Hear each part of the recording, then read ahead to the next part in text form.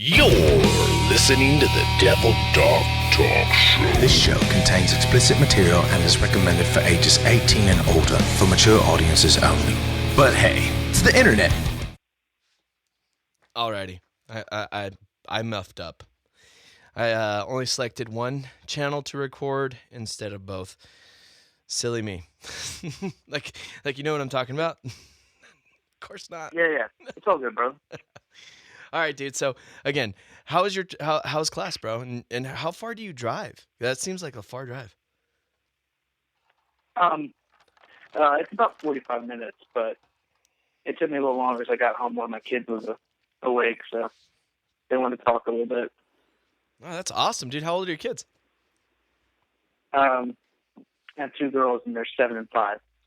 That's beautiful, dude. I have two boys. Adric is 3 and Axton's 5 months.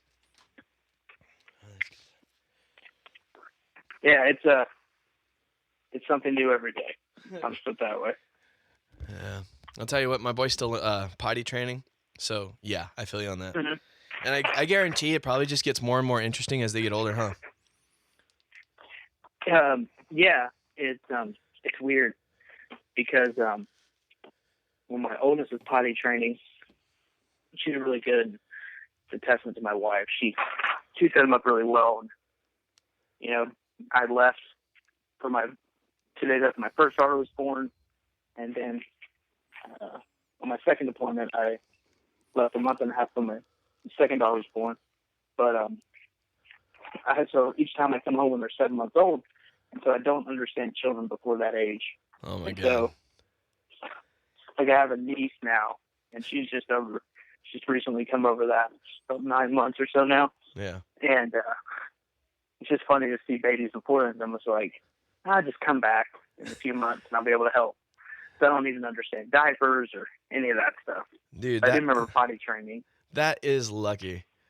That is so lucky. I'll tell you what, because my second son, my first one, he was really easy kid. He was just really, really fun, really easy. The second one, he was not. He was the most difficult thing to soothe, console, or anything like that. It was just you couldn't do enough, and sometimes he gets that way now, but he's more food oriented, so it's pretty good. Mm-hmm. It's pretty good now because, you know, the older one, he helps out too. He loves helping the little brother because he's a big brother, and yeah, it's fun. I like it. I really do. It's really fun. I'd say kids are an entirely new type of adventure. Oh yeah. Like I always tried my kids' food before I gave it to them. Oh man. Because I would just like try it and see how good or bad it was. And one of them was like a steak with gravy and mashed potatoes thing. I was feeding it to my oldest, and I was like, well, you know, I'll try it, see how it is. And it tasted like chalk. Oh man. Because then I threw away like 10 Gerber things that we got. Yeah, and I was like, she's not eating that. It's horrible. Yeah, Gerber is actually a decent food. My wife, she was really picky with the first kid. She'll probably be the same way with the second one too. She's a really health freak, and she really she would get up and cook everything, you know, boil everything, and then puree it herself, and then set it up for him throughout the weeks and all that different stuff. So she made her own homemade food stuff and everything like that when she was still working with Scripps, I believe it was. So. Yeah, but she had a great setup. It was one of those where she'd pretty much do everything. So, you know, it was great for me. Yeah. Well, I mean, it's tough because like you try and do as much stuff as you can to feed your kids like the best foods and everything, and teach them about nutrition and all that stuff. But some things you just can't cut corners on, or it's just too hard, or whatever. And, I mean, I just feel like I'm doing a lot better than my parents because I taught my kids that like McDonald's is not a food group in itself. No, you know, you can't eat that all the time. Not at all. I actually do not remember the last time I had McDonald's. Like I do Taco Bell or like freaking Jack in the Box, but like McDonald's, it's sunk into my childhood. I had a wrestling coach. Okay, this dude was intense, but he's the number one. I'd say the number one wrestling coach that's ever been coaching in, I'd say, the Western Western California area, definitely Western Nation, that entire West Side. Definitely one of the best coaches. He's produced guys like Chris Pendleton, what's his name? Patello. Can't remember his first name. My buddy Henry Campos, he's going to another school right now on a scholarship. The Rocha is really just amazing. Actually, Chad Mendez came out of Hanford, not of Coach Olson, but I can't remember the Hanford coach. He's a really good coach too. But, wrestling, all that stuff, he would really make it difficult. He was just a really difficult coach. And he said straight up, just what you're saying, McDonald's is not a good food source. It's not something that you want in your body. And he would bring in a nutritionist into our high school. That's how motivated this guy was. He'd bring in a nutritionist, and they would teach us, specific food groups. And if you were cutting weight, you would have to eat a specific diet, right? Of course, to do it healthy, or you're going to be dying pretty much. Don't get me wrong. Some kids still cut weight wrong, but we were not ever taught that. We were taught, hey, nutrition. I actually had the opposite. I was blessed with trying to gain weight for wrestling because I had to wrestle 275s, even though I weighed really, really light. I had to weigh fully clothed on and with my gallon water jug and my backpack on and everything just to bust over. I think it was about 205, so I could wrestle to 275s. It was insane. Great guy, great coach, but yeah, his whole point was, fuck McDonald's. That shit's nasty. It will decay your body. I mean, seriously. I mean, think about it. Look at how much processed stuffs are in food sciences right now. I mean, as a whole, where that genre of science was created and why. And look at the nutrition, bro. That's exactly what we're dealing with. Well, yeah, and it plays into what I was talking to my wife and a few other people about lately is that I don't ever remember like somebody sitting me down and like teaching me about like basic nutrition and stuff. And I feel like that's the ultimate downfall of like I equate it to like, you see those old ads and stuff of like doctors smoking and stuff, and it's like doctors recommend Camels more than any other cigarette or whatever it is. Oh yeah. Yeah, those really old ones. Bad, but yeah. But I mean, I'm just really curious to see what's the thing that people look back on us 20, 30, 40 years from now, if that, and they look back on it and they're like, what a bunch of savages. They used to get their food from there. They used to wear socks when socks can cause poison feet-itis or whatever. I mean, I don't know. It'll be something like mundane, but it's definitely nutrition. I mean, I don't remember anybody being like, so you can only eat this amount of stuff and you can't like have a bag of sugar. You can't eat bacon for snacks every day. Yeah. And butter doesn't go on everything. Yeah. I just find it amazing that anybody survived. That's the way everybody treats it right now. Like, I mean, don't get me wrong. I know all this stuff that we're pumping into our bodies right now. Yeah, you're guaranteed somebody's going to look back on it in 20, 30 years, like you were saying. But, I mean, we're not that bad. I mean, we're all survived this far. We're learning as we go. And I really think a lot of people think there's a lot more cynicism or conspiracy to what causes motivation and movement is not necessarily a lot of research. It's we're fucking making money from this. Hurry up, give me some more of that shit. I mean, look at crack, okay? Mm-hmm. I mean, look at crack. That's a very, very good example of a product line that actually promotes exactly what my point is here. Look at crack. It was very easy. It was cheap. It was fucking great. And look at the market. Fucking took off. Great. Wonderfully, right? The same thing with fast food. Kind of the same thing, except instead of skinny and really a lively person, you're fat and sloppy. Well, and there's studies that prove sugar has the same impact on your brain as cocaine and stuff. And yeah, that's true. It's I don't know. It's just it's all very fascinating to me because it's just one of those things where like you're like, how did we survive this long? But you see like people who are like World War II vets who smoke and drink every day, which they're still kicking it at 100+ years old and however old they are. But it ties into my bigger belief that in order to be healthy, your body has to be able to withstand certain types of diseases and things. So it has to kind of be exposed to like an ocean of horrible to be able to withstand like a drop of really bad, you know? Right. It's all about sustainability and resilience, really. When you look at, a lot of people don't like evolution or the word evolution or science, and a lot of people dissociate evolution from incarnation or whatever it is you want to believe in.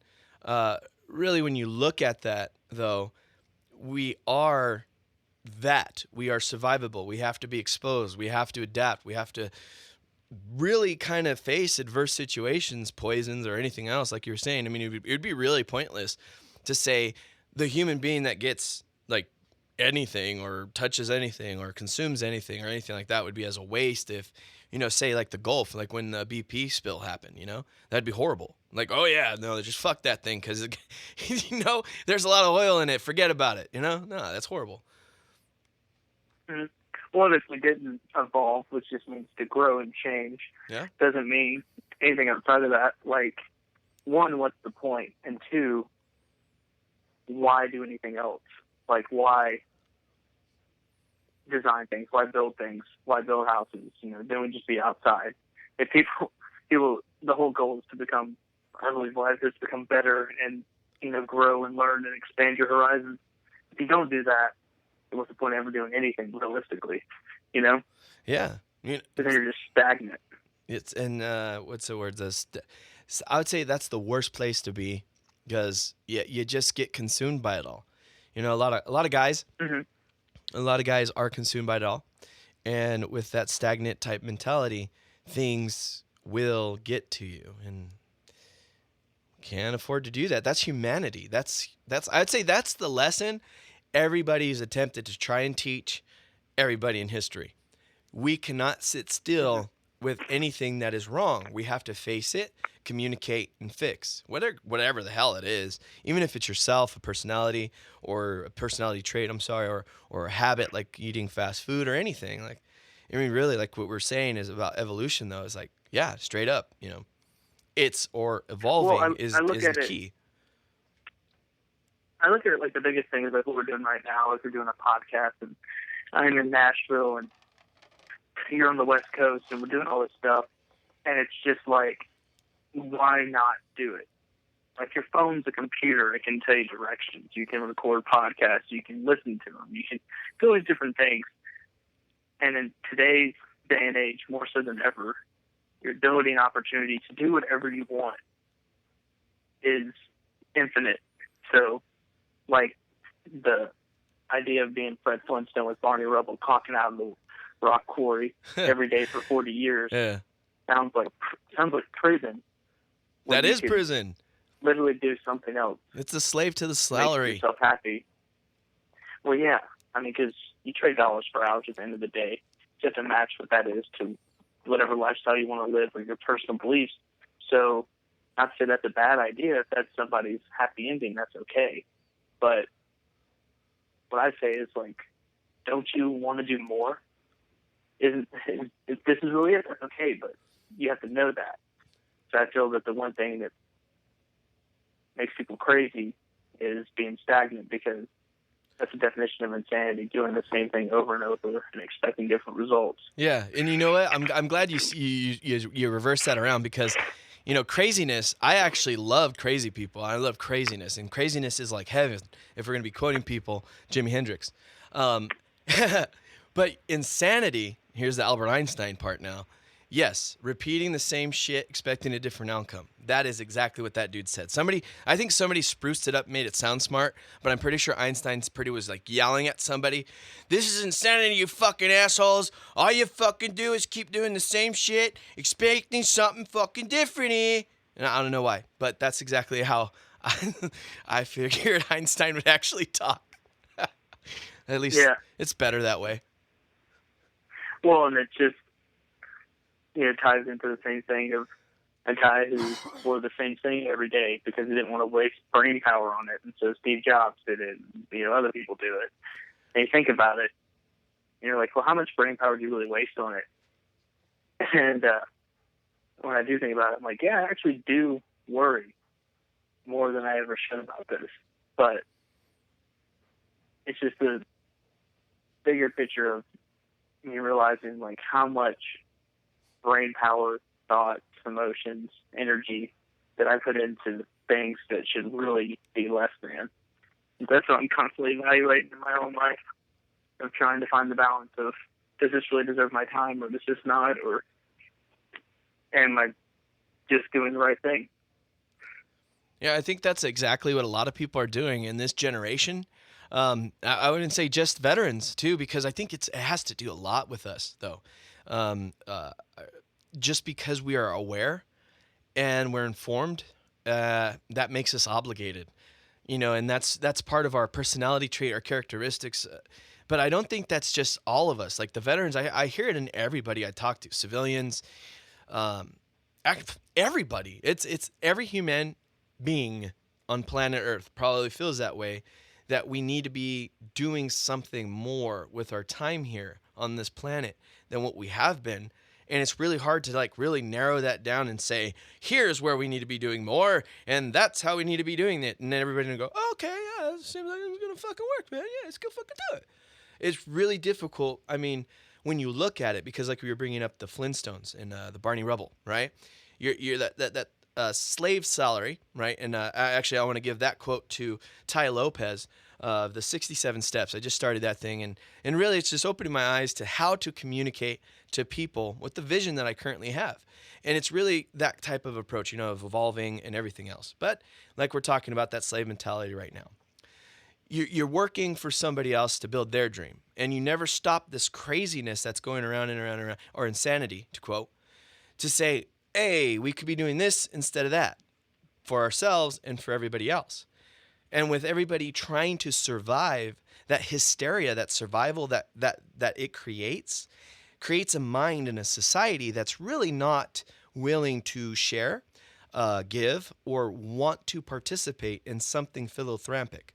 And I'm serious, because a lot of people are surviving right now. Like that incessant need to fix it, I think, is what everybody feels. But to point the finger at what it is, I think we're having a hard time of clearing the fog and being able to digest of everything that's going on. And with a lot of different people that I've met recently, I think strongly, profoundly actually, with Boone Cutler, all the guys at Article 15 and what they do, Ranger Up, everywhere. You and when you reached out to me, and how me and you talked, and how to refine messages, and how to refine how we speak to others to really give that clarity of vision. We're really trying to do something, and to me, I think I nailed it on the head when we did the checkup from the neck up last week with Tipping Point with Boone Cutler. And what I said was, we're trying to explain a tragedy. A lot of us perceive it as a comedy, as well as we're going through this tragedy. I do. That's the only way I get over it. And through that, we can refer back to a lot of different lessons, not just our own, but throughout history, like Aristotle and really, really good philosophers that have a very large anchor in humanity, where you can validate a belief when you're going, oh shit, this is what I'm going through. This is agnorisis. Anagnorisis, that's the word. I had to practice that at least 700 times. Anagnorisis.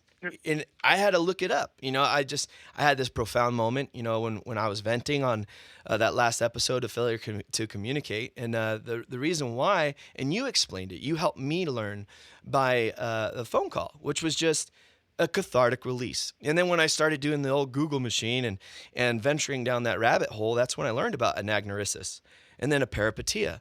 And then I looked up even more, because I was like, oh, what are these terms and all this good stuff? And so when I found out what Aristotle's point was to that tragedy, to that comedy, it was to reverse and reflect and then fix, because you can reverse and reflect on what you're doing, but you cannot reflect on anything that you haven't reversed yet. You have to cease your forward momentum. You have to stop and go back to figure out what the hell it is you're looking at, or you'll never see it clearly. If you put your hand right up in front of your face, like put maybe a centimeter away from your nose, you can't tell me how many fingers you have on your hand, right? Nobody can. You can tell me how many there are. We all know how many, but you cannot see them clearly. And that's pretty much what I got from it. And, you know, when I'm going through a lot of different things that I go through personally, and, you know, what we discussed about, you know, having that moment or being able to release in a cathartic way, I found it very therapeutic. And I did it for a purpose, because it's the number one thing that we have lied about as people. As veterans, yes, more so. But even as humanity as a whole, we have lied about what we feel is happening in our lives, because we're told we have to only express a certain way. We were told if we're disabled, we get ...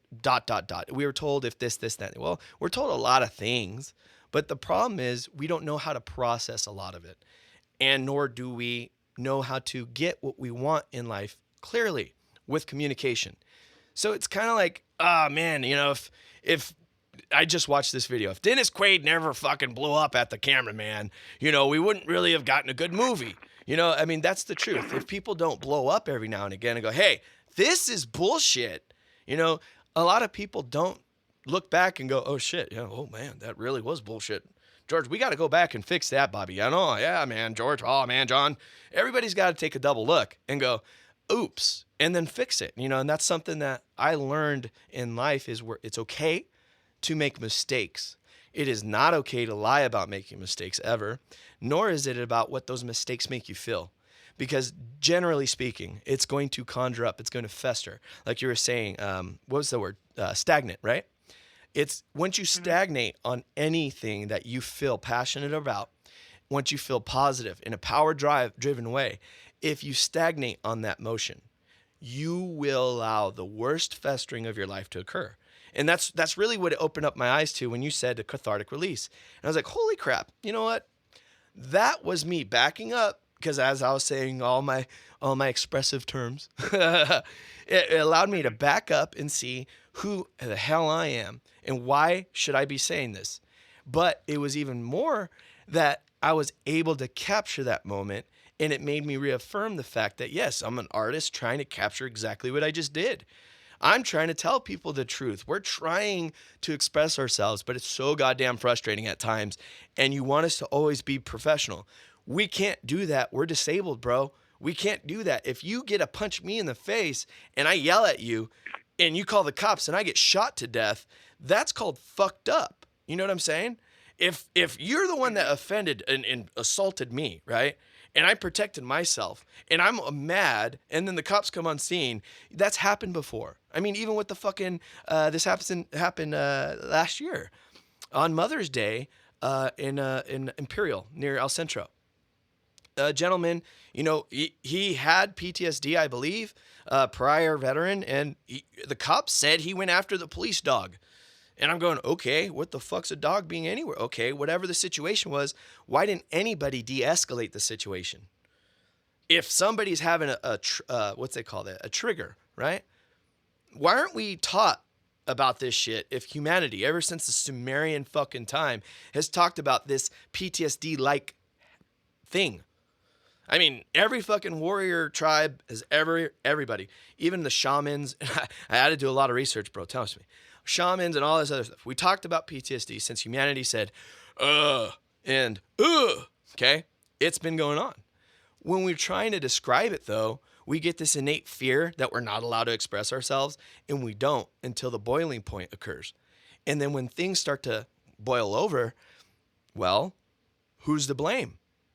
Probably the pot, right? Because it's the pot's fault, right? And that's happening. You know, people are blaming the container of which the substance is in. But I'm going, maybe if you just turn down the heat, maybe then it would stop overflowing. How about this? You turn off the burner, set it aside, let it cool down, and see what the fuck is really going down. That would be intelligent, right? I mean, that's what you would want to do in your life. But here's the catch.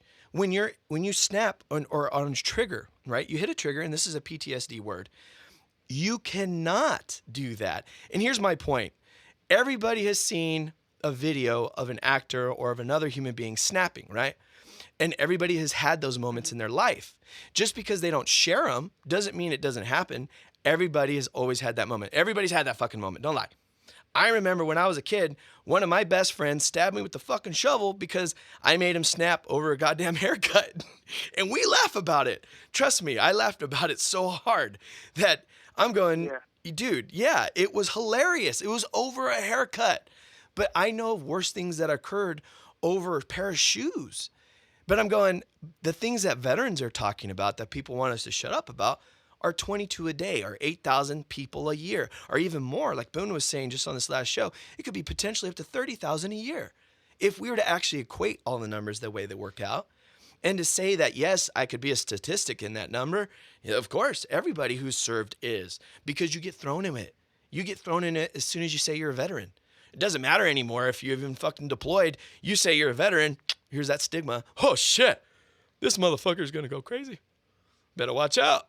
I mean, I know there's people out there that, feel that way. I mean, don't get me wrong, I can understand it. But a lot of them will never actually do shit. They just want to express themselves finally.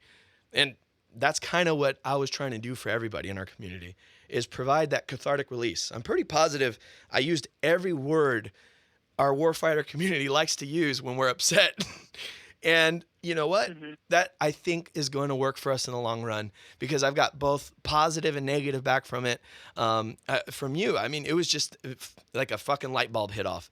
And that's the reason why I had to book you for today, because I was like, you know what? I don't even know what the word cathartic meant. And I was trying to follow with the conversation. And I was also trying to look up the word cathartic as you were telling me about 3 times the word cathartic. I was like, oh my God, this thing's hit me in the face like a dick right now. This is a big old cathar dick. All right. What the hell, man? This is some knowledge right there. And when I read it all, that's exactly what I was trying to do, but I didn't know the word for it.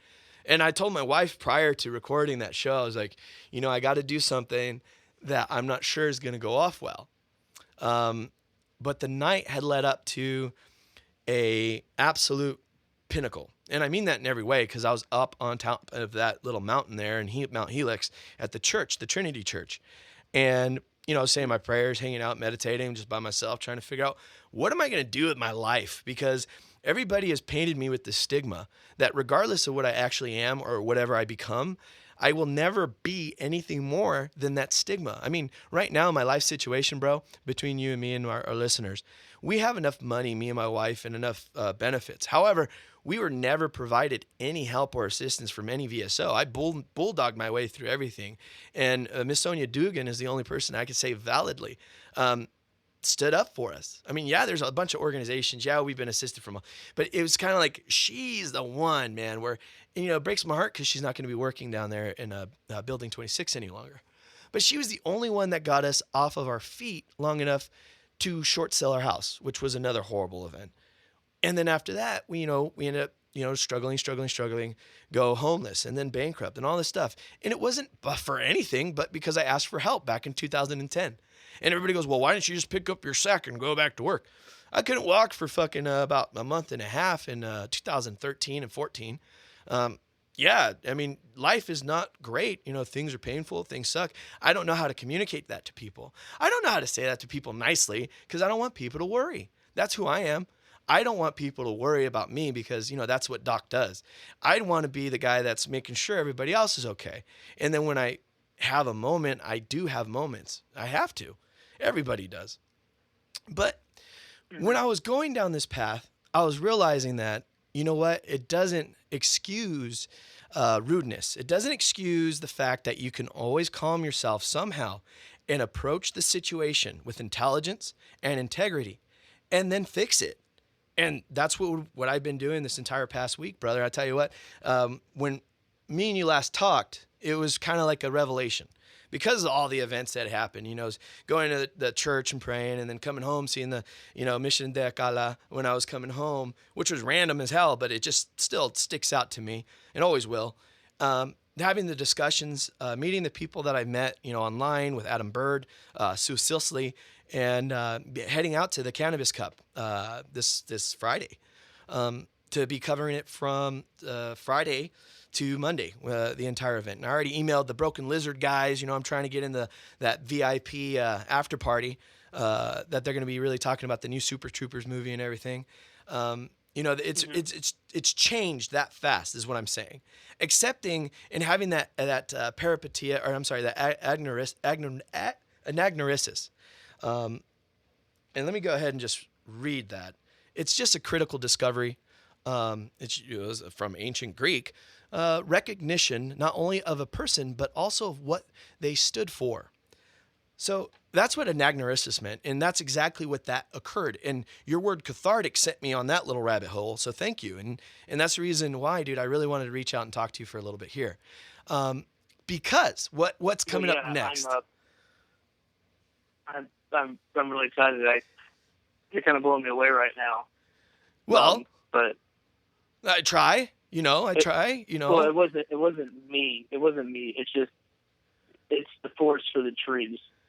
You can't see the forest because all you can see is a tree. And yes, in everyone's life, it's essential to have people who can, say, listen up, devil. You got to stop for a second. You're missing the point. Yeah.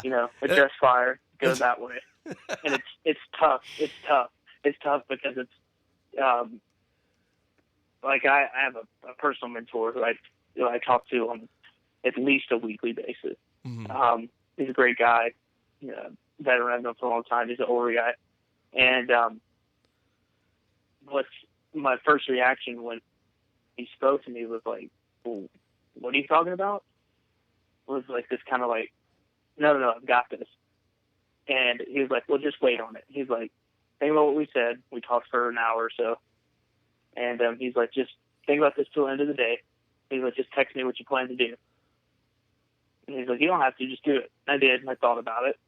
And it was the hardest text message I ever sent anybody because I started off with like, "You were right, and now I'm doing A, B, and C instead of the other thing."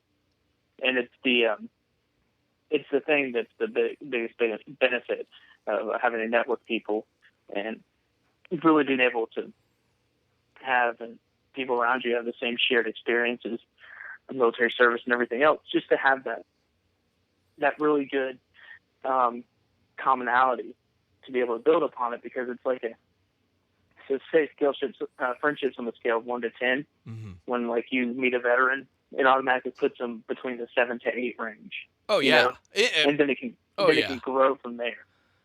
Usually it does immediately, and I'm serious because even phone calls. I've had accidental phone calls from people, and they're like, "Hey, is George there, or John, or whatever?" And I'm like, that's always the two names I go for. I don't know why. And I go, "No, man, Joey's here. Who you looking for?" I'm looking for one of my old Ranger buddies back in Vietnam, man. And I was like, "Oh shit!" So I end up having a conversation for like 15 minutes with the dude on the phone, man, and it happens even like, when I do the AVVA meetings and VVA meetings and go hang out with Sonny Farron and all them, we learn a lot. Or hearing like Stu Steinberg talk on the Tip of My Boom Cutler, it blows me away the perspective that they bring and the camaraderie and the transcendental brotherhood that we have that just permeates immediately. Mm-hmm. And it's awesome, man. It's tough, and I know for a long time I wasn't taking advantage of it, and I've been guilty of it for some time now. And so, like, now I try to surround myself with as many people as possible and to try and do that whenever I can for them in the same way. Because, I mean, just to tie back into what you said earlier, talking about expressing emotion and everything else, I have this theory that actors as a whole, like just the concept of being an actor and stuff, that you have to become someone or become that person, whatever. Like when I told you to watch Wolf of Wall Street, like I did. Anytime I see Leonardo DiCaprio in a movie, I don't care if that person's real or not. I'm convinced that how he did it to that person is exactly. Right? And so, he nailed that role. Oh God, it's so great. Hey, I'm serious. That was actually, not to disrupt you here, but that was a really great movie recommendation. Like all in all, just a great movie recommendation. Well, yeah, it shows someone who, for better or worse, able to build all these things, and someone who's able to just build from nothing and who understood the basic idea of human communication in such a way that he was able to sell millions and millions of dollars to just whoever he picked the phone up for. And he made a business empire off of it. Yeah, it was corrupt and everything else, but the point was that he knew how to connect to people, and so much so that I think the guy still goes on to book tours and stuff, all these different things, motivational speaking. And so it's like, well, he really tapped into something there. But Right.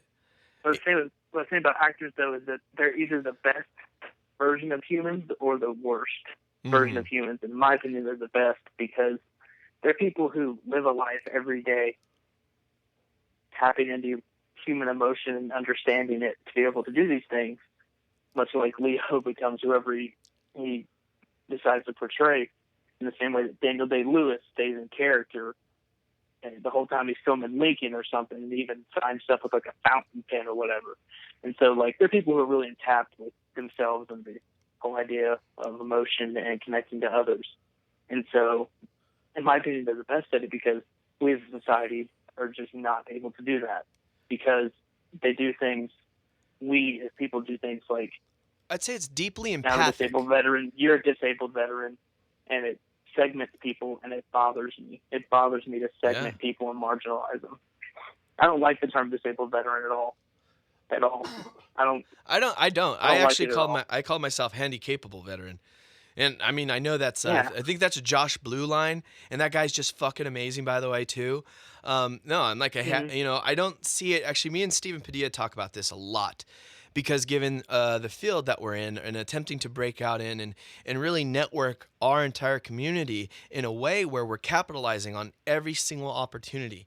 And I mean that not because we're trying to do anything but help our community. That's it. Get into.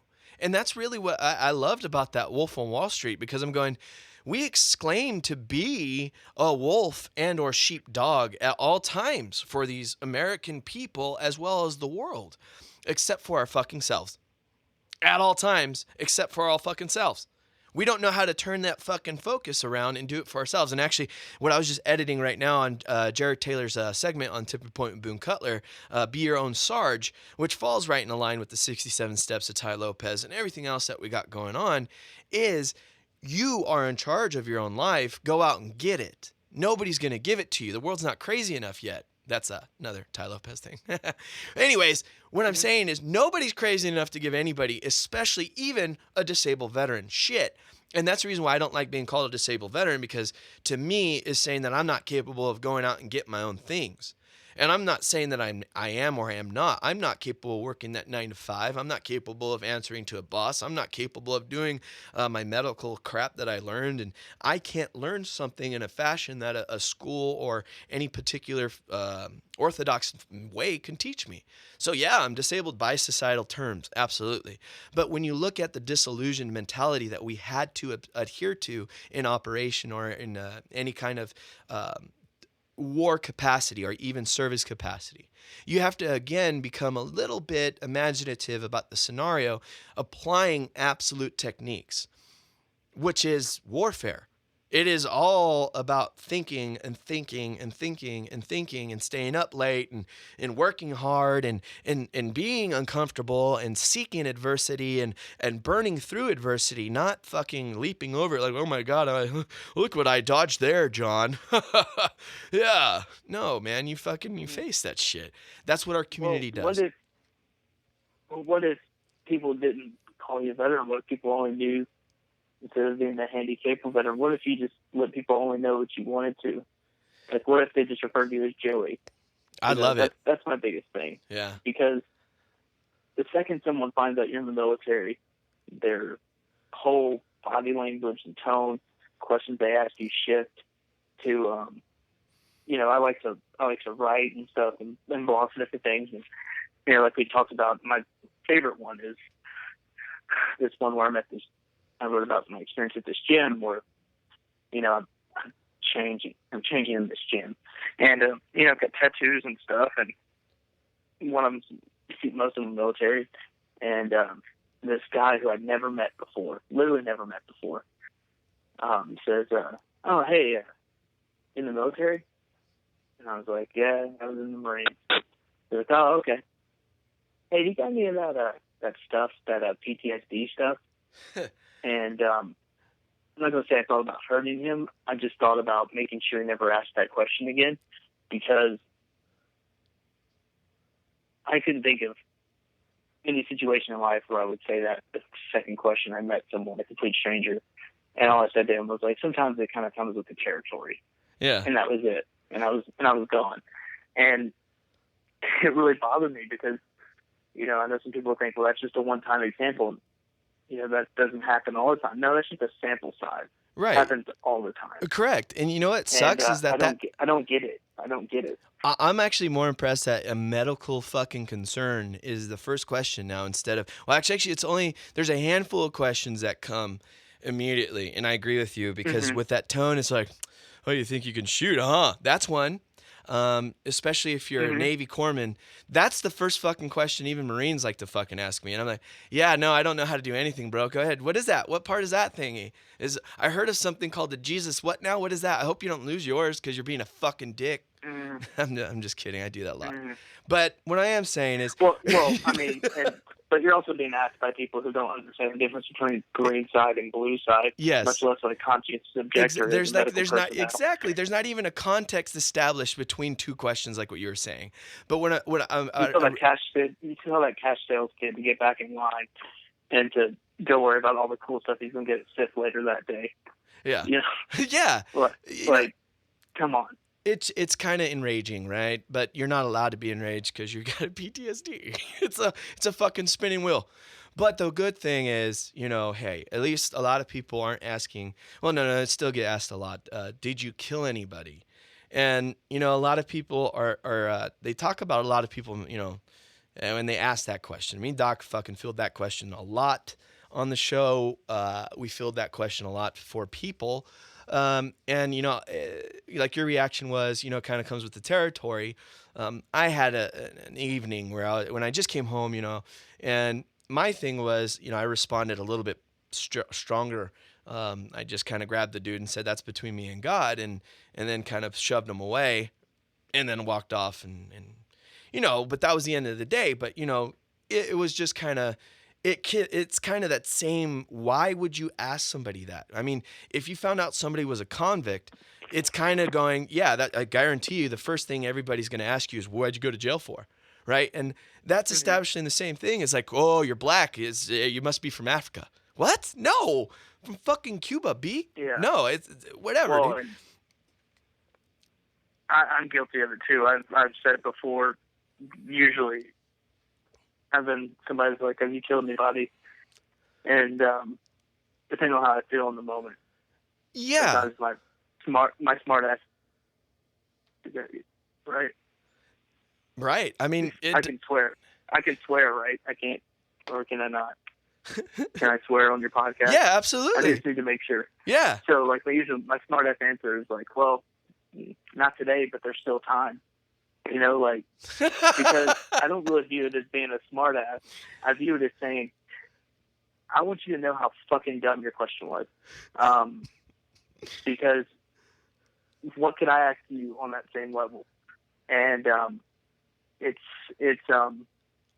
weird. It's weird how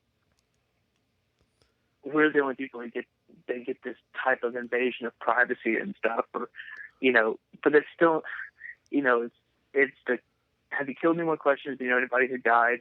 And the third one is always something to do with U.S. foreign policy. Oh yeah, God damn it! What do you think about what do you think about Abu Ghraib over here and blah blah blah? And I'm like, bro, I didn't build foreign policy. I just enforced it. Okay, like, I don't care what you Googled. I don't care what you've read.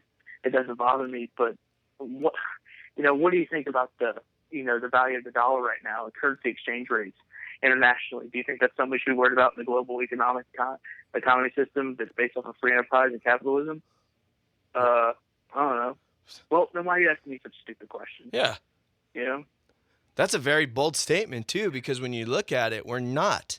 Because we don't even fucking control our own shit, in fact. So it's kind of even more worrisome of how we establish our currency in this fucking nation, to me, at least. Because when you look at it as somebody, all right, if I want to go out and get something, all right, and if I can grow it like a plant, right, I'm going to invest in seeds. Mm-hmm. Okay, I'm not going to fucking invest in trees that are already established and I have to transport, fucking cost $1 million, fucking all this different shit. No, I'm going to fucking invest in seeds.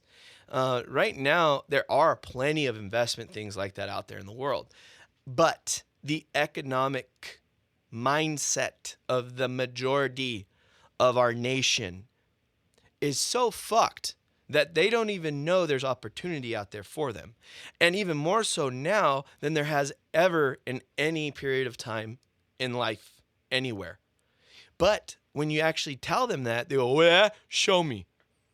Go fucking Google something. What do you like? You like freaky sex? I guarantee you can make a shit ton of money fucking standing in front of a camera, doing your freaky shit, having a great time, and there you go. You're paying your rent, buddy. How does that make you feel? Shut up. No, I can't. No, you really can. Yeah. Well, yeah, it's something. It's just, I always say that the problem with being misunderstood is that the person who doesn't understand, it's not their fault. So it falls on you to try and communicate and explain in a way that fits their own personal context so that they can understand you in a situation, because that's the biggest thing. They're just disconnected and they don't know why. And people fear what they don't understand. They always have. And so the burden falls upon us, like a veteran, to say, people don't understand veterans. People don't understand military people. I'm like, well, yeah, well, what did you do about it? I told him I fought for his freedom. Okay. That's it? Yeah. Well, that's the problem. Yeah. And some people would say, well, that's not standing up for what you believe, or that's not the way things should be. No, that's completely wrong. Yes. If somebody doesn't understand you, it falls upon you to make them understand. Because otherwise you're not just failing them, you're failing yourself, and you're failing the greater population. You're further segmenting and dissociating us from the rest of the world and increasing the gap between the military and the civilian world. I couldn't even agree more, dude. I like challenges. Like, I like to hear people be like, oh, what do you think about this? What do you think about that? And I'm like, okay, this is what I think. This is how I feel. Okay, well, can you back that up? Well, yeah, but that's just it. I like to try, when people say, well, what do you think about the VA? I can shut that down in two answers, because it's always the same thing. The VA is not doing this, the VA is not doing that. The VA is also a body of the government. It takes lots of things happening, bills, laws being passed, everything to happen. There's over 24 million veterans in America. Only 8.2 million are enrolled in VA care. They're inundated to a level they've never known before. The backlog's beyond control, right? Mm-hmm. But that doesn't make them inherently evil. That just means there's one thing. And so I refuse to stay stagnant or to linger on such things, because I know that it's a government agency. It's going to take a certain amount of time for things are fixed and changed and everything else. The former VA Secretary, Eric Shinzeki, said it best.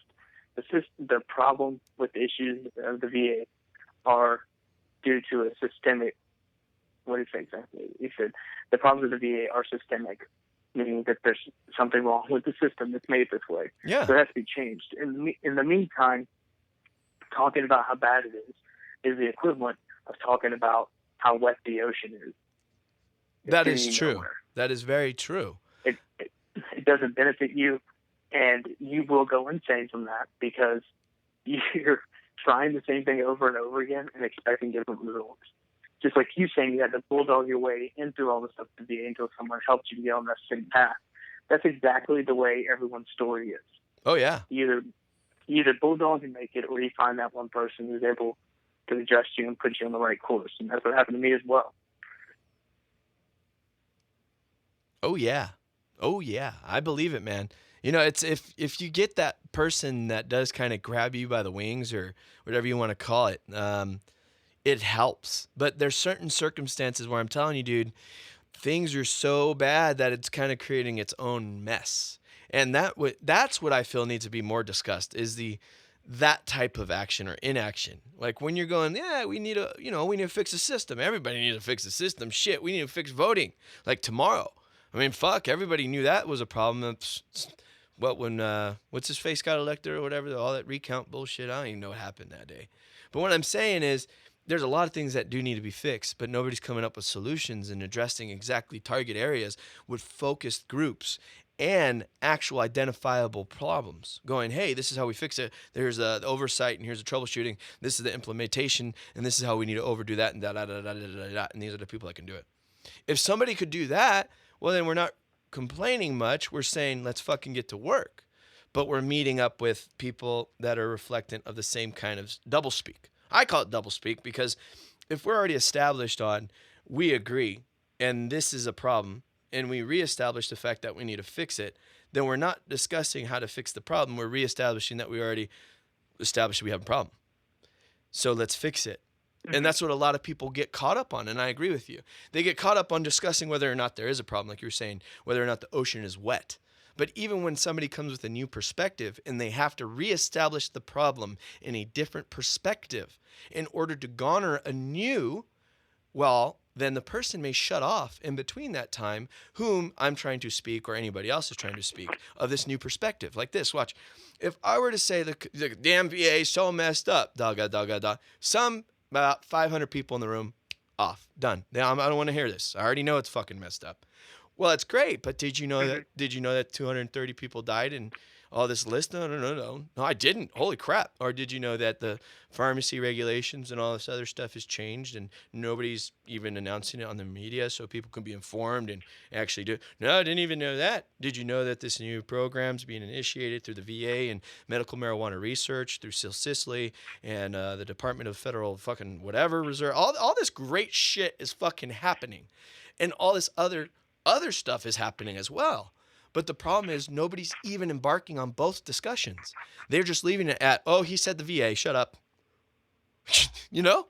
A lot of people do that. And I'm going like, we can't do that as a society.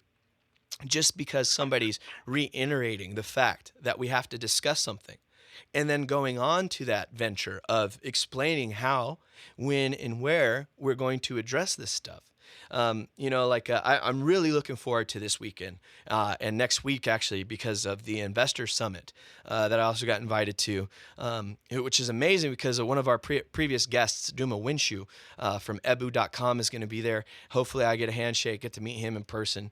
But Sue Sisley is going to be there, and she's going to be describing her research, and her presentation is going to be fixed around veterans and cannabis. But not only that, the research realm of medicine within cannabis, that Schedule I research authority that she has obtained, is remarkably wow in history right now. I have a lot of notes to go over. I'm so pumped, all this different stuff. But do you see how if I went into the conversation initiated with, oh, but the VA needs to, oh, well, if my tone wasn't correct to the proper audience, half the room turned off. But if I began with, let me tell you how we're going to fix the VA. Well, shit, everybody in the room is going to go, fuck yeah, hey, shut the fuck up. This is really a big issue that everybody's complaining about. I know that much. See how different it is? Well, it's kind of like those iPhone commercials, you know? And it's like, unless you're the secretary, what's the realistic amount of change you'll be able to make? Because well, here's the truth about my that. My biggest thing that I say is, veterans are not my audience. They're not your audience. Oh, right. It's no, most definitely. It's everyone else. And it's because, like, if you don't have, like, some semblance of an idea how things are, just the VA example, or just what veteran life might be like, or a general idea at this point, then you're never going to know it. But the goal is to make everyone else understand. And it's leading with things like the VA or your thoughts on certain veterans organizations or stuff like that. To the average person who doesn't know anything otherwise, you're changing their perspective on the whole thing. And you're changing their perspective. But more importantly, you're basically telling them that these things that are out there that are supposed to help through or dumping millions of dollars trying to do all these things aren't working. So why do you think you, random guy off the street, can have an impact? And it further distance the divide. That's all it does. Well, that's where I think people need to agree to disagree, because if anybody in this nation believes that they should not attempt to change anything merely because they're not the guy, well, then by all due charge, whatever you fucking want to say here, that's the problem. Nobody wants to say, hey, maybe I could fucking fix this. Give me a shot, because you assholes really aren't communicating. on the execution nor on the proper planning. I mean, if this was a BAMS-less observation or operation and we went to fucking in-depth description of what's occurred and not occurred, I guarantee you half the room's not even going to know what the fuck we're talking about. Why? Because nobody's in the room discussing how it's going to be implemented.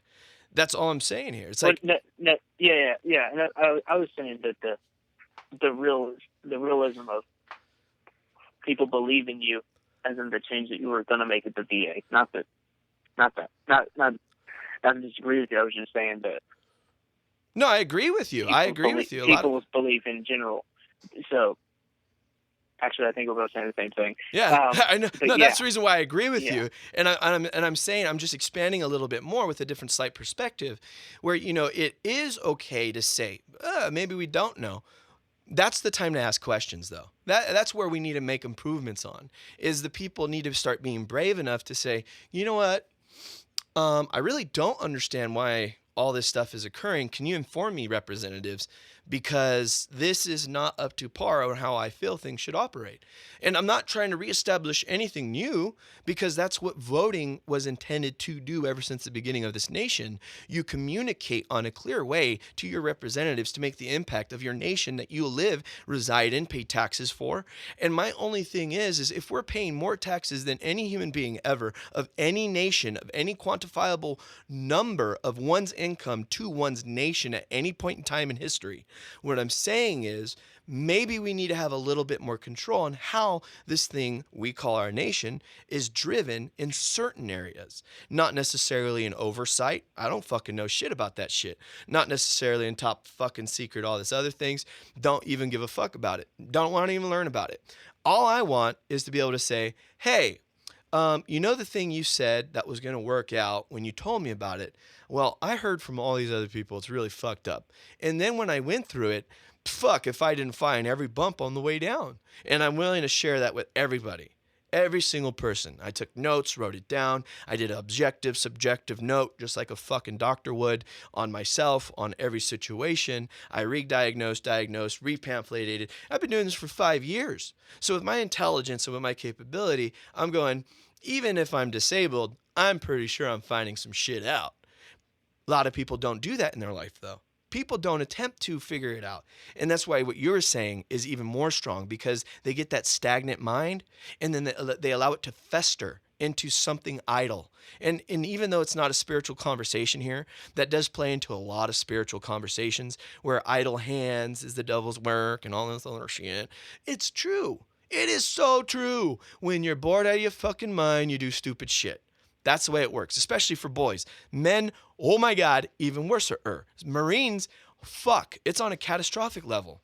If you're bored with the fucking room full of Marines, shit, thank God I'm here and I got plenty of training. You, go get the mattress. I got my bag. Don't be too stupid. Go. All right, we got it. It works out that way. Yeah. Now, if we're talking about our nation, I don't think it should work out that way. If we're talking about, God, I didn't know it was going to be like this. I should have made a cocktail. Well, yeah. So, jump on into it. No, okay, I will. It's a swimming party. Jump on in. Everybody's getting wet. So I look at it a few ways. Like, people, I don't know what history will say about Edward Snowden in the grand scheme of things, but I listen to everything.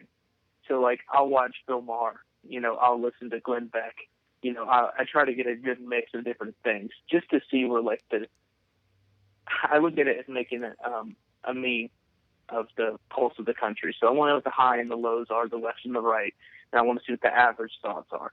And so, like, for Snowden, for instance, you see people like, well, he's done all these different things, he released all this stuff, and then to hear people say, well, yeah, the government shouldn't be so letting all that type of information out, selling it, whatever, or, releasing these things under, one of the things is like cited as Verizon as a person, so they collect all that data in aggregate. But that's not right. And I totally agree with that. People's data shouldn't be free fall and free sale for everything. But John Oliver, who has the show on last week's night with John Thank Oliver. you so much for naming that show, dude. Yeah. I've been wanting to talk about that show for so long, but I forget. Tibby, PTSD, I forget. What is the name of it again? John Oliver's? last week tonight with John Oliver, if nobody's watching it, then they're pretty much failing as people, because the guy takes the topic each time and then he drops the bottom out on it, and it's gotten all sorts of different things. But I find it very interesting that he was able to get an interview with Edward Snowden and then hold this conversation. And this is a guy who is British. I think he's finally an American citizen. And so people look at him like, why does he care about these different things or whatever? Well, on top of that, he's also married to a military veteran. And really? All sorts of different things. Yeah, his wife is. I didn't know think that. She's an Army medic. Oh, shit, dude. You know we have to hit her up. We have to hit them both up and establish something, because that's big. He will, because that's he talks big. about things in a very reasonable manner. But here's my thing. I don't know how to do that. And I'm sorry. Yeah. Well, let's focus on Snowden real quick. We'll get back to that. Yeah. So he's talking to Snowden, and John Oliver says the same thing. He's like, that our government, and this isn't our government, this is worldwide, is taking all this data and stuff, sending it off, selling it, doing whatever they want with it isn't right. And this is what he says to him. And I support that too. But, like, it made the hairs on my back of my neck stand up. But when he talks about how he released all this stuff out, and Snowden's like, well, once I release it to the media outlets, New York Times, people like that, talks about how basically he relied on their journalistic integrity and their ability to go through this information, which was like, I think, millions of pages of information. Oh, basically, New York Times didn't black out somebody's name. Yeah, I saw that. Yeah. And Oliver looks at him and he's like, what do you think about that? And he's like, I relied on them. He's like, once I release, that's whatever. And Oliver said, you don't take responsibility. He's like, no, I have to rely on them to make good judgment. Oh, and it's kind of passing the buck. That's kind of a fuck up. Yeah, he's like, it's kind of passing the fuck up. He's passing the buck. That's kind of a fuck up. Yeah, that's a big fuck up. Yeah, then he goes, yeah, it's a big fuck up. And he goes, well, yeah, it's your fuck up. And didn't say a word. You know what? Snowden basically went touche. And so that's exactly it. Like, that's the biggest thing, because in the grand scheme of things, the whole world, let's just say American general doesn't really need to know. And I don't want to know in any given moment, like that folder or whatever it is where they brief the president every morning, hey, the oh shit folder. Fired off oh shit folder, fired off a rocket here. This person's doing this. We had this thing attack happen last night. The dollar almost collapsed in its value. Oh, and the aliens have come back from Mars and they want us to do whatever. Oh, and you can't tell the world everything. Dude, could you imagine? Wait. And then by the end of that, oh, and by the way, it's your daughter's birthday. I could just seriously, and I openly talk about this, man. I don't blame everything on Obama. I don't blame everything on the administration or anybody in position of power doing this stuff. I blame it on the collective communication of everybody involved, including me, you, and all of our citizenry. Because that's what's happening here. That's it. But continue on. This was getting good. This is getting good. But if you told everyone at any given moment how close we are to World War III or nuclear holocaust or whatever it was, like the day-to-day stuff doesn't happen on a grander scale. I mean, forget being in a town like, here it snowed for like 2 months straight and you couldn't find any groceries or whatever. The roads were covered in ice and cars on the side of the road. It looked like they were filming The Walking Dead in my town for a whole month. Things just abandoned. People trying to get by. Yeah, it looked like an apocalyptic scene. Like the world would be upside down. So I understand that there's some information that has to be withheld for the greater good. But what I don't like is how that's expanded into everything else. Oh, yes. And so the biggest thing I would say is that being a leader at any type of level at any given time is hard. Like, I remember when I became a squad leader on my second deployment to Mars, Afghanistan, right? Mm-hmm. And it irks me to see how it's become some marketing campaign and stuff and different things like that. And I have my own feelings about it. But I became the leader because we had lost so many guys and platoon got readjusted. So I went from being a first team leader to a squad leader. So now I'm where the buck stops. And so I knew how to do the job, but I didn't understand the responsibilities that come with it, of having to talk to my platoon sergeant, my platoon leader about, hey, we're going to be out here for longer than we thought. Hey, we got to do this mission this time. And, different things like that. The biggest thing was when I found out one of my Marines, his, something had happened and trying to not go into too many details so it doesn't give it away. But basically, somebody had been spending a lot of his money unbeknownst to him, and it had come up. Oh, man. And so here we are. At that time, we had like 5 more patrols left. And so what do I do? Do I tell this Marine these things and then risk his safety and everyone else's safety by doing so? Or do I withhold it from him, and then what if something else happens in the long run? And so ultimately I decided to sit down and talk to him about it on some level, but I would say that we spared him the majority of the details because I felt that it was what had to happen. But I debated it for like 2 or 3 days because I knew how it would affect me. I knew how it would affect anyone taking him out of the fight. Right. And at that time, my job is this squad of Marines. And it wasn't like we were maybe going to get in contact that day. It was just when we got in contact that day. I mean, we were fighting tooth and nail. Like, it was pure survival for the last few months of that deployment. I mean, it was just unreal. And so that was something I realized, is that that's ultimately the burden of leadership, is realizing the weight that comes with it. You know, heavy's the head that wears the crown. It's definitely true, because you have to balance the greater good and also the individual good at the same time. And that was just like, I think 15 guys, you know, a whole country. Seems a little harder. Yeah. But you know, there are things that can be avoided pretty easily. Yeah. Yeah, I think people really underestimate, though, the leadership qualities that are given to junior staff or junior leaders or junior NCOs, or however you want to call them, or staff NCOs. Even when you're a junior NCO or staff NCO or just enlisted, you know, when you get slotted for leadership, you don't get the rank necessarily for the rate or position you're filling in that billet. Like what you're just describing, like, you know, there's a loss and you have to fill a billet. In that billet, it may have been E5, E6 position, but fuck, nobody's there, dude. It's you. Or if an E3 sometimes fucking happens, you know? That's what happens. Yeah, I was a Lance. When I got it. Yeah, I was an E3. Yeah, got promoted. There you go. Because of that. But you see, but you were promoted, and that's where I always loved field promotions for Marines, because fucking corpsman, it was like a goddamn grace of God if anything ever happened like that. But well, I got lucky. I was the only person who was a Lance Corporal squad leader with 3 months left to go into combat deployment. But see, that's your well-deserved field upgrade, or whatever they call that. That's really difficult, and that's where it speaks in accolades of your performance while you're out there as a leader, and your current motivation and pursuits as a man, a young man in this world, you know. And what I take from it is, like you were saying, I was just 15 guys, whatever. You know, I've been in different situations where it's 58, 2, 3, 4, 5, 1, just myself, entire department, entire facilities. You know, it's really kind of difficult to gauge what the heck is going to be on my shoulders today. Even sometimes you get pulled as a corpsman, you get pulled, and you show up the next day, and then you're finding out, oh shit, what do you guys need?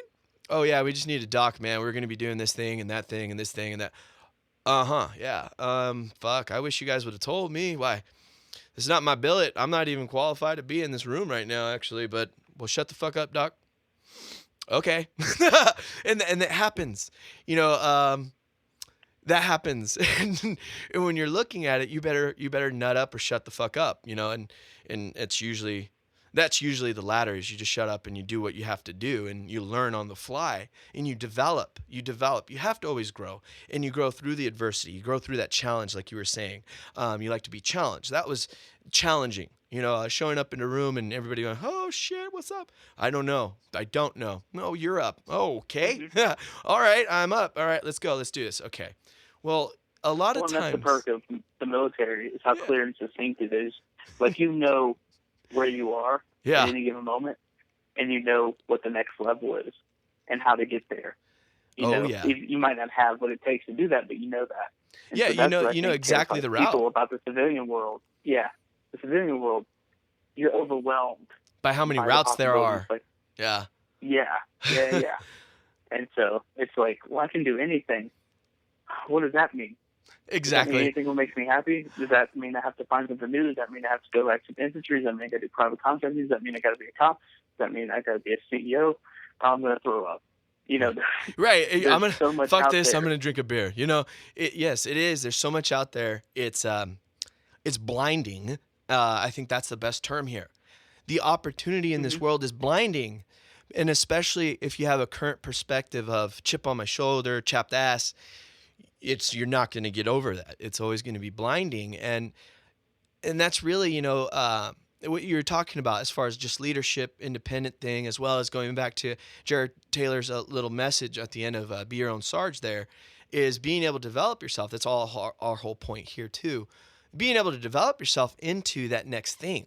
Yeah, the route's not always clear, but and in the military it was, because you had that mentorship, you had that supply, you had the information. It was tangible, usually 100% of the time. Even if you were not there in a capacity that you thought you would be, and you had to be slotted for a new capacity, like a leadership position, like you were jumping through hoops, learning on the fly to fucking do shit. I guarantee you. But at the same time, it doesn't translate into any community other than the military. So trying to express that type of leadership to a CEO, right? Our vernacular is not there. Our jargon is different. And that's really one of the things that I really enjoyed learning and from you in that conversation. One, and Vince, my buddy up north here, contacted me, same thing. Tony, a lot of good people just saying, dude, you made a lot of points here. You made a lot of good sense, but don't let that be it. And I was like, fuck no, I'm not going to let that be it. And it's motivational because of the developments that I'm making. It's strides, it's leaps and bounds at this community that we have. Our veteran community, or just our community in the United States. Let's go ahead and engulf them too, because if they don't understand that we're here for everybody, and our entire establishments, we're trying to help everybody and ease everybody's pains that are going on, well, that's exactly what we're saying to everybody on every forum. And I think that's the reason why, things are happening for our community. Like, was it Nick Palmachino from Ranger Up and Jared Taylor and all them were at the MTV Movie Awards or whatever awards it was, interviewing Amy Schumer with We Are the Mighty. That's an amazing organization and a network that are bringing a new light of what veterans are. But it's even more so than just a veteran. And it's bringing more of what humanity is to become and what it could be for others. Because it's that I'm willing to attempt to change, I will change and become is the next step. And then you have to become it. That's it. You have to believe that you can achieve. It sounds really cheesy. Don't fake it till you make it. A lot of guys said that stuff, and I don't subscribe to that at all. Work on what you do know, and then work towards that. And that's really all we got to do as a community. Mm-hmm. Well, and what I say for me in my life, and that I feel everyone has to find, is you have to, I don't want to say hit bottom, but you have to find what your bottom is, which is basically just the realization that you don't know anything. Because we all come into this world of veteranville after the military, and you have this idea of what you think you want to do, who you think you are, and things like that, when you don't know. And so the bottom is when you finally get to the point where it's either asking for help or realizing you need to find a different way, whatever it is the only way to know it. Because I've never heard anybody getting out and being like, well, I just did one thing and it worked out. No, it's just, you tried all these different things. You've done all these different things. You've looked different ways. You want to go to school. You want to be a cop. You want to do this, whatever, different things like that. And I have a good friend of mine who wanted to be a cop forever. He lives in California. Wanted to be a cop forever. And he's going to school and everything, and he's going this way. Then he gets an internship at a finance company. And his internship turns into a part-time job. turns into doing investment banking to now having his own business doing this full time. All because he just tried something different. And that was his bottom. His bottom was realizing that he didn't really know what he wanted to do.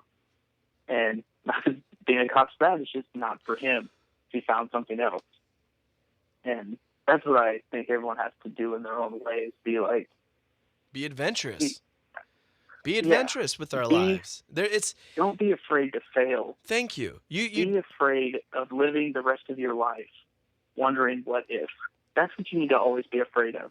You need to be afraid of looking in your mirror of who you are right in that moment, and if you'll be happy with looking at that person at 50 years old. You know what? If that scares you, if that terrifies you, you need to drop everything, burn whatever you have that's keeping you in that place, and then go somewhere else. Because if not, you have no one to blame but yourself. That is absolutely true. And it's one of those where instead of saying what if everything was horrible, I really like the approach of what if things were better? What if things went this way? What if I tried this? What if I became this? Or what if I tried that? What if I gave acting a shot? What if I gave stand-up comedy a hoot? It's anything, writing, sports. Like, Doc Jacobs, I'll tell you that one. He's given baseball a good run for its money all around the globe, and especially in this area. And he wouldn't be doing that if he didn't wake up and say, I want this. I'm going for it, And that's what you have to tell yourself as an individual, aspiring for anything. And especially in our community, because it gets difficult at times. We have a brotherhood. We're deeply connected. Yes, there's a bond that binds us. However, we are all out here on our own, really, and we're trying to reconnect and establish ways to really create what it is we want from this point on. Like you were saying, your buddy didn't know it until he tried something, right? And then when he tried it, it worked out. That's kind of what we're all doing really in life, and that's perfect, because that's what life is. A series of experiments that either give you a bliss experience or a feeling or sensation, or a pain or pity or negative or fear. Well, you're a human being, so guess what's going to happen? You're going to go towards that bliss. And if it conforms you, you're going to go towards that bliss. It's just kind of like the test rats, bro. Like you were saying, sugar. It is exactly like cocaine. It is actually probably the worst of anything you can give anybody in large portions and abused is sugar. Look at it. It's controlling the obesity rate of our entire nation. That is a valid occurrence. But how do we change the perception of what sugar is in our daily life? We don't eradicate sugar, do we? We don't eradicate it because it's the devil. No, it's sugar. You need to fucking moderate yourself. Don't be such a fat ass. It's okay. I love sugar. Everybody loves sugar. Sugar is great. But it's just like cocaine or crack. If you did it so much, you probably look like a crackhead or be fat like with sugar. Now, it's the same context repeatedly, though. If you're so negative, then you're only going to be negative. And if you're only so positive, well, guess what? Maybe you won't observe negative. There has to be a happy balance. And to even attempt to say you absolutely love and appreciate what you have, there has to be a balance. Or you can't really honestly make that statement, really. If you just had bliss, you don't really know what suffering is. No way do you know what suffering is. But if you only had suffering, there's no way you know what bliss is. So when we create these balances of experiences and we establish ourselves as character or that of which we want to be, or who we want to ascertain to be, or grow towards, become, whatever you want to call it, we have to establish that at some point. Like you were saying, that bottom. That breaking point, the bottom, I call it a nagnarisis. That's a pretty term for me. That leads to a peripetia, and it just leads to it because it sounds fun to say. And I honestly never heard anybody talk like that. Minus like some fucking ancient Greek dude that was trying to sound smart. But, and that's straight up, if if you don't understand, that's what I did. I tried something. You gave me a new term. I tried to see what the fuck that meant, and it led me to another new term that led me to understand exactly what the fuck I was trying to say, and then led me to another term to explain exactly what I'm trying to do. Holy fuck. Oh, wow. That's what happened, you know?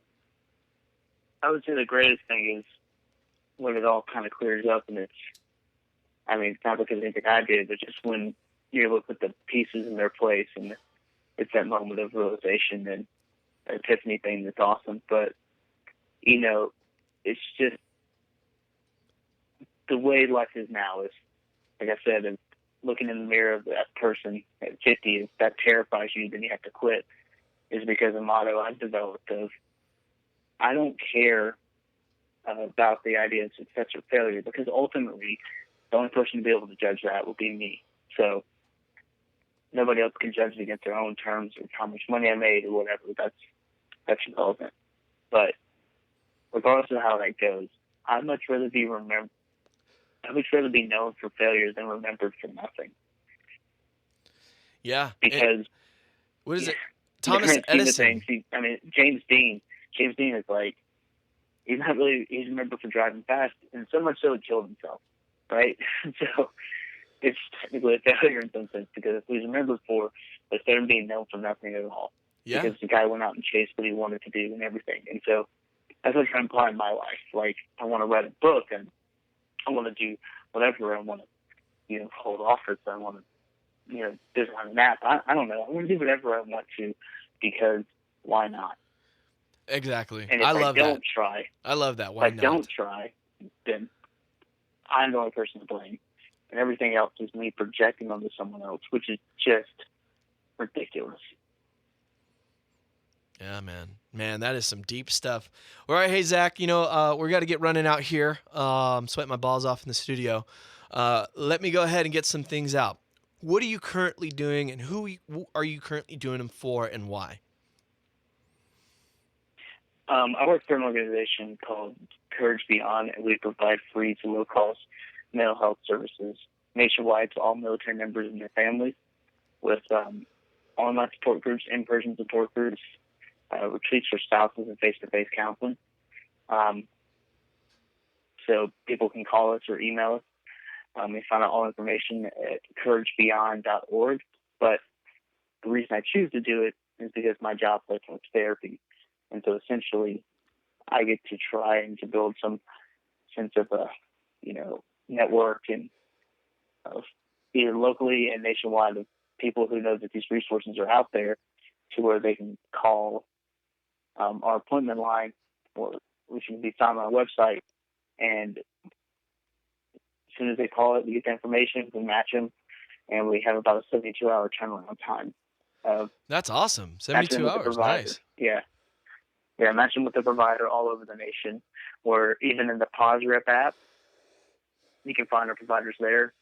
I have to update that, actually, because I updated it last year. We were one of the first ones to do it. All the people over at Pause Rep, amazing with people. We were the first veterans organization to do it, and it has over 190 providers listed. Wow. All the information there. That's actually fucking awesome, man. I have to do more, which is an amazing problem to have.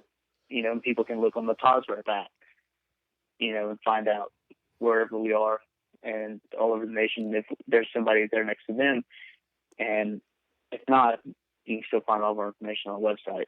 And so I do it because, I lost a lot of guys, a lot of deployment. War is, humanity's failure. That's what it is. Ultimately, we as people have found no other way to resolve our conflicts than to deciding who lives and who dies. Mm-hmm. Regardless of what it is, that's what other people think that's really what it is. It's bad, and it's not good, and it's not right. So after that, I get out and I go through all my different trials and tribulations, and I've lost too many friends to war, and almost as many to suicide since I left a few years ago. Man. And I try to do this now to be the person I wish had been there for me when I was in my darkest days, and who's I wish I'd been there for my brothers as well. You know what, dude? I couldn't agree with you more on what we're trying to do here too. And like I said, man, I'm coming to you, and it sounds like you're gonna be my vernacular guy to clean me up, which is really difficult to say because you were a Marine, I was a corpsman. Usually it's the other way around. Corpsman clears shit up for Marines. And I'm going, wait a minute, how come this motherfucker saying shit clearer than I am, right? Okay, boss, I'll go get my filter changed. All right. That's probably what's wrong with me. My fucking filter's broken. No, it's just a lot of practice. Yeah. It's a lot of practice. And my great-grandmother used to tell me, she used to say, she said, "Sonny boy, if anybody will ever take you seriously, you can't sound like your grandpa and your granddaddy." I was like, "Yes, ma'am." Oh, my goodness. That is good. Because, yeah. You know, yeah, that is good stuff. Keep in mind, this is my great grandmother who would, from the South, who would, every year she would make people cakes, and you pick a dessert and she'd make it every Thanksgiving, every Christmas, and she gave like 20 some odd grandchildren. All the boys got underwear, all the girls got socks, and we had to go throw footballs at the pecan tree so we could get pecans out to make pies and jar and preserve everything under the sun. And oh man, that sounds she didn't beautiful. She didn't have indoor plumbing she was 80 something when she passed, so she didn't have indoor plumbing until she was like 50. Jeez. Didn't believe in things like that. So it's all really cliche, but she used to tell me that stuff all the time. It's true like that though. It's our great grandmothers that come back to us in these times. I actually would like you to listen to our show. I can't remember the name of it. Man, I'm gonna have to forward you that information where I talked about experience with my great grandmother when I was younger or whatever happened, and then I talk about spiritualism a little bit more, about our ancestors, our humanity, and our relationships to people of our family and how that kind of branches out. But exactly what you're saying, it kind of gives you that direction, that guidance from time to time to really dial it in, bro. And you blew me away. I'll tell you what, ever since you picked up the phone, gave me a call, I'm telling you what, I'm attached at the hip with you, bro.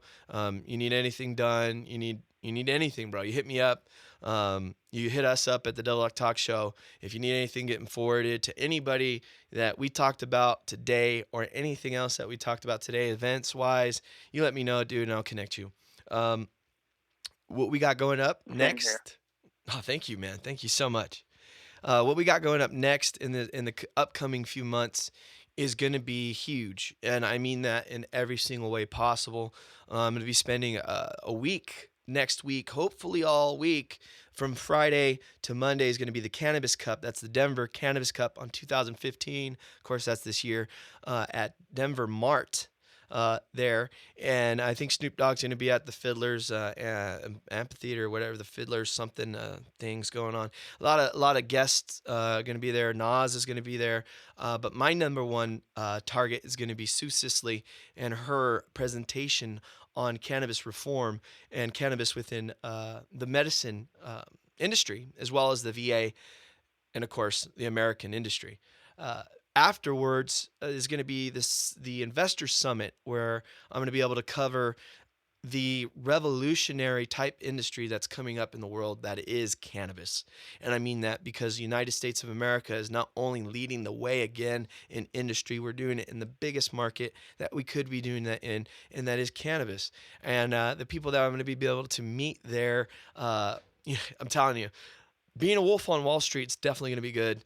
That type of attitude, that demeanor, watching that movie again before I head out and improvising it in my own chemistry and my vibes type of mentality, I guarantee you great things are going to come from that. I'm just so stoked, dude. And when I get back, I can't wait to set something up again to catch up with you. And please listen, like, and share all our shows. And thank you for your time, man. Thank you for your time tonight. I'm just really grateful, and pleasure's all mine. All right, then, man. You have a great night, and good luck to everything that you do, and we'll be in touch. Sounds good, man. All right, later. Talk to you soon. Later. Club Matrix and Operation Silver Star present the 2015 Rise Auto Show. Saturday, June 20th at the Lake Elsinore Diamond Stadium. free admission to the public. Classics, lowriders, imports, and even motorcycles. Motorcycles. Register your ride today at clubmatrixproductions.com for a chance to win up to $25,000 in cold hard cash. Rides Auto Show, Saturday, June 20th. We'll see you there. Please visit clubmatrixproductions.com.